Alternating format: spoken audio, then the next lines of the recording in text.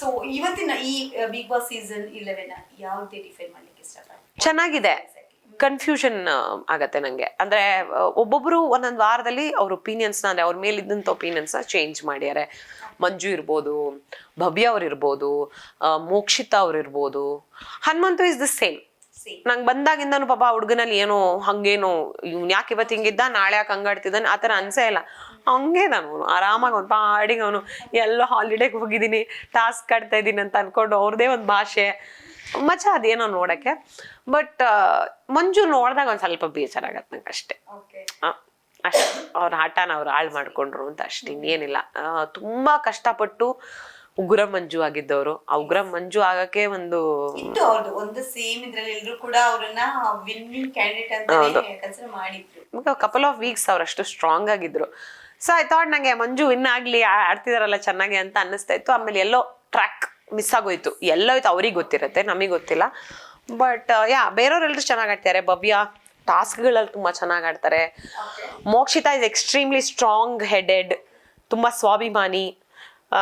ಅವ್ರದ್ದು ಒಂದು different game ಅಂತ ಅನ್ನಿಸ್ತು ನಂಗೆ ಮೋಕ್ಷಿತಾದ್ದು. Very different. ಹನುಗೆ ಹಸು ಏನೇ ಇಲ್ವಾ? ಯಾಕಂತ ಅಂದ್ರೆ ಮೋಸ್ಟ್ ಆಫ್ ದ ಟೈಮ್ ನಾ ನೋಡಿರೋ ಪ್ರಕಾರ ಒಳ್ಳೆ ಫೀಮೇಲ್ ಫ್ರೆಂಡ್ಸ್ ನಿಮ್ಗಿದ್ದಾರೆ. ಅಂದ್ರೆ ಎರಡು ಜಡೆಗಳು ಯಾವತ್ತು ಒಂದಲ್ಲ ಅನ್ನೋದು ದೊಡ್ಡ ಹೇಳೋ ಮಾತು.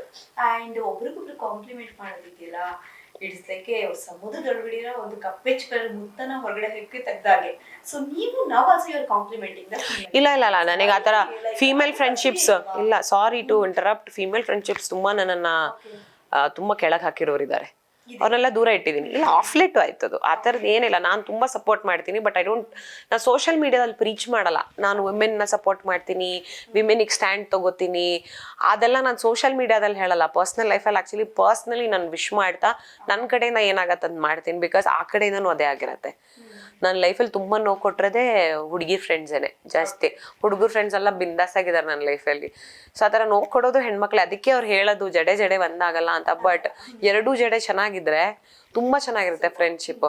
ನನ್ಗೆ ಆ ಥರ I think Mokshitha independent women. ಅವ್ರ ತಮ್ಮ ಅವ್ರ ಇಡೀ ಕುಟುಂಬ ನೋಡ್ಕೊಂಡು ಬರ್ತಾರೆ, ಸ್ಟ್ರಾಂಗ್ ಆಗಿ ಅನ್ನಿಸ್ತಾರೆ ನಂಗೆ. ಇನ್ಫ್ಯಾಕ್ಟ್ ಭವ್ಯನೂ ಅಷ್ಟೇ, 4 ಜನ ಹೆಣ್ಮಕ್ಳು, ಹುಡುಗಿ ಕೆಲಸ ಮಾಡ್ತಾ ಇಡೀ ಕುಟುಂಬದ ರೆಸ್ಪಾನ್ಸಿಬಿಲಿಟಿ ತಗೊಂಡು.